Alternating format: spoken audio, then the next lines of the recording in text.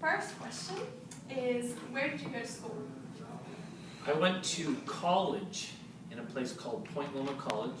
It was out in San Diego. And then I actually went to medical school at Thomas Jefferson University Hospital, or actually Jefferson Medical School. It's in Philadelphia. Okay. So is that where you did your residency? And I continued on after my 4 years of medical school. I did 5 years of what we call general surgery training. And I was right there at Jefferson as well. Okay. Your wife had talked to me a little bit about you, and she said you focused a lot on pediatric surgery. I did a lot of pediatric surgery when I was a resident, yes. How was that? Because that's what I wanted to do. Pediatric surgery is there's a lot of fun with what you do. You're working with kids, but on the other thing, it's very sad at times because unfortunately you have kids who have cancers and all the rest that you're doing procedures on, and unfortunately some of them do die. Some of them are what we call preemies, early born children who don't have cancers but can have other illnesses that requires you to operate on them when they're very small, and unfortunately not always do they do well. Some do. So then you have to deal with parents, and that's a harder thing because parents, this is their loved one, and the loved one doesn't do well. It's amazing how that can be an issue. Yeah. So there's a lot of reward about it, but there's also a lot of other things. You got a lot of family that's now involved with pediatric, whereas as adults you don't have that. Right. Yeah. As many people as I've talked to, they said that that's like one of the main struggles with it. Yes, because you're not dealing just with the patient now. You're dealing with the whole family. Yeah. Absolutely. What obstacles in life did you have to overcome in order to get to the point where you are now? Like some of the biggest ones? Obstacles, I think the thing is you have to be very disciplined. You know, especially when you're in college, there's a lot of fun. College is a fun time, but when a lot of other friends of mine were doing other things, you were studying. Because when, doing what we would call pre-med classes, a lot of them were a lot of science classes. And science classes had labs. Well, so I would do a class, and other people would do classes, but then I'd have the afternoon, I'd come back for a 4-hour lab. And sometimes I had 2 or maybe even 3 labs in a semester. It made it very difficult. So you're having to be disciplined because you have all this extra classwork, doing all these extra homework assignments, whereas some of your friends are out there playing basketball and playing, or where we went surfing and doing all these fun things, but you had to be very disciplined. So that's one thing that I think is a hurdle, is you have to be disciplined to make sure you get through what you need to do to have good enough grades to go on to the next step. I think that's one of the bigger hurdles I saw. Of course, financially, college and medical school is very expensive. Right. Yeah. My parents are so excited about that. Yes, exactly, I'm sure. Me too. When did you decide you wanted to become a surgeon, and what was your reason for deciding that? I grew up, and my father was a physician. My 3 older brothers ended up being doctors ahead of me. But it was interesting when my oldest brother went away to medical school. When he came back, him and my dad would talk, and it'd be a conversation around the table would be medicine. And I don't know, ever since I was probably about 10 or 11, I wanted to be a doctor. And when I was in, I think 11th grade is when I decided I wanted to be a surgeon. And we did biology, and we did an experiment on rats. And that was one of the things, because I ended up, we had to, cut them open, and people were saying, I don't want to do it. And it was like, sure, I'll do it. And it was something I enjoyed. And that's how I sort of started, and so since 11th grade, I wanted to be a surgeon. Why did you choose to practice medicine in Elizabeth City? So to be around people like you. No, my wife and I graduated, we were out in California, near the ocean. When we finished our residency, so we finished all our training, we were just going to start being doctors on our own. Barb and I had to find 2 jobs. Since she's an OBGYN, I was a surgeon, we had to find 2 jobs. And when we looked, back in 97, a long time ago, when we looked in 1997, we didn't find a whole lot of places to go, and this was one of the places, and it was close enough to the ocean, and so there was a lot of, hey, it's close to the ocean, just like when we were in California. So that's what brought us here, and 17, 18 years later, we're still here. Wow. That's a long distance apart. And there's no family here. We had no family. Our family was nowhere close to here, but it was just a place that we've come to love, and we're still here.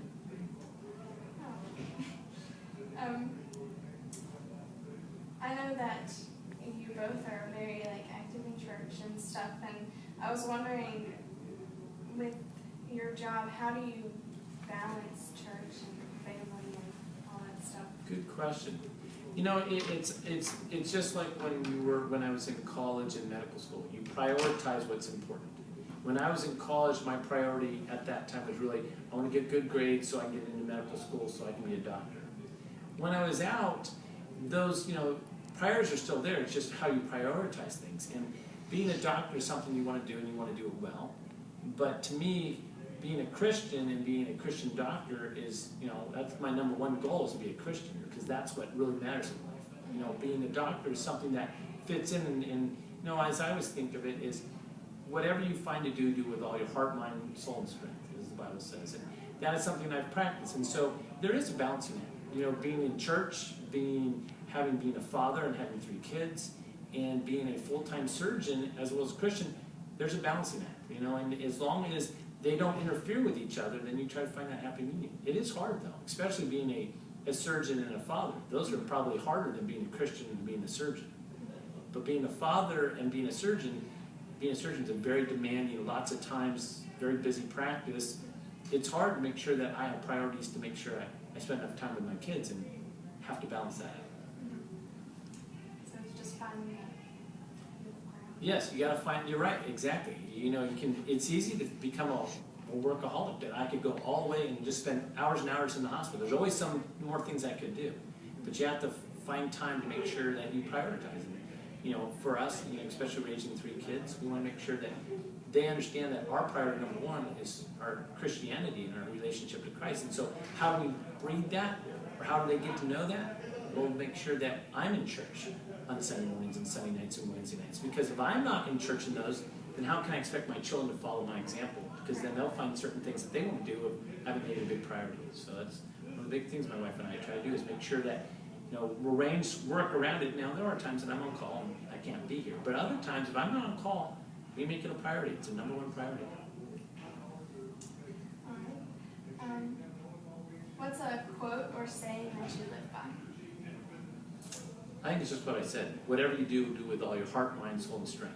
I tell my kids that, and be passionate about something. I'm passionate about my work. I'm passionate about my relationship to Christ. Those are things that I, live by, and that's the things I tell my kids all the time. If you're not going to put your whole mind, soul, and strength into it, then don't do it. It's not worth it. Find something you want to do with. That's what you need to do in life. What's your biggest fear? Failure. Failure as, especially as a surgeon. You don't like when things don't go right. You don't like when you have bad outcomes. And unfortunately, I can't control whether someone has bad outcomes or not. But when bad outcomes happen, I don't like that. I don't like that failure. I think that's part of being a surgeon. You want everything to go well. And I don't want to fail as a father. Those are things that, failure though, that would be the number one thing that, is don't want to have happen, failure. Right. I think that's one of my biggest fears too. Oh my gosh, I hate to.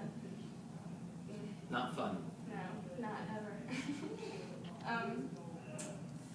What would you say that you love most about your career? People. I enjoy the relationship that I have with people.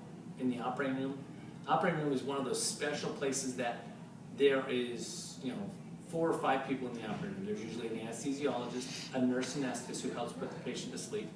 There's going to be a nurse and 2 techs in the room who help me. But those 5 people and myself, those 6 people in the room, their whole goal is to make sure things do well. And so you're working together. It's very interactive. Sometimes we're talking about the patient, but sometimes we might be operating on a patient and talking about whatever. Especially if it's not stressful, it's very straightforward. There's a lot of relationship there. Dealing with patients after the operation, especially, people with cancer patients. I have lots of cancer patients, and it's nice. You build relationship with them. And so some of these patients I've seen for 15, 16, 17 years, and I'm still seeing. So I know them, I know their kids, and now I know their grandkids just because of what the patient has told me. So it's about relationship. I very much enjoy that. I feel like that's going to be one thing that I love most too, because I like building relationship with people. It's rewarding. Connecting. It's rewarding, especially if you operate on somebody and they have something bad and you've helped them get better. Yeah. It's very rewarding. You see the fruit of what you've done. All those years of training, now you've done something to help someone be better or more healthy. Yeah. So it's very rewarding. I can't wait for that. That's one of the things I'm so excited about. Like, Absolutely. people ask me, when I tell them I want to be a pediatric surgeon, they're always like, well, that's going to be so hard, you know? You're going to lose kids sometimes. It's going to be sad. And I'm like, yeah, I know that, but I have to keep in mind that I'm also helping so many of them, Absolutely. you know? So, Think of how many people wouldn't be there if you weren't there to help. yeah. That's how you got to look at it. And I'm so excited for that. Like, I just can't wait to, you know, see the looks on the families' faces after I help their kid and stuff. Absolutely. That's just going to be the best for me. But, yeah. Have the people around you always been supportive in your decision to become a surgeon? My family was, yes. I didn't, you know, there was no question with my family. My family was very supportive about that. Yeah, there are times when you get on in practice, and after I became a doctor, there were some times where there were some questions, but really, the family was very supportive of that. What's the biggest lesson you've learned in life? I'm not God. A lot of people have this God attitude that, especially certain surgeons, I'm operating on someone, I'm helping them survive. A lot of them have this thought process that I can do anything, I can fix anything. You get to that, especially after a while of doing good work, and and I understand that. I mean, I see that so many times that it's like, you know what, I can only do what I can do. God has given me the talent to do what I can do, but ultimately, He's the ultimately one in control. Whether things end up bad or good, I can only do what I can do, but the patient lives or dies, that's not always my thing. That's God's, and that's not my domain. But a lot of doctors, surgeons really do believe that they're very important, much more important than they think they really are. What advice would you give a teenager who is about to graduate high school and enter the real world? In your case, if you want to be a surgeon, if you want to be a pediatric surgeon, remember that goal. There will be bumps in the road as you get there, but as long as you have a goal, and you have to have a vision, what do you want to do? If you have this vision that this is what I want to do, you'll make it. The way medical school is, and once you get into medical school, I had several friends who didn't do very well in medical school. A couple of them had failed classes, but you know what? The medical school, once you got into medical school, they didn't want you to fail.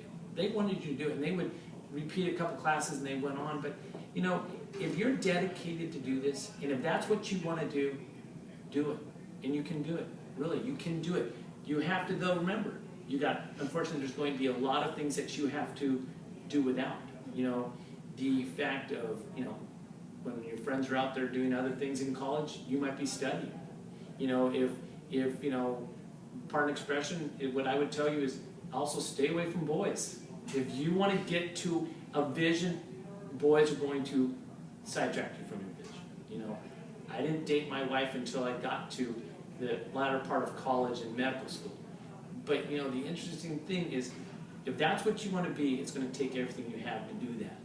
And you got to be single-minded. This is what I want to do. You got to make sure you stay away from distractions. Because whether it's being a doctor or whatever goal you have, don't get distracted from your goal. Because you get distracted from your goal, you won't accomplish your goal. You got to be single-minded.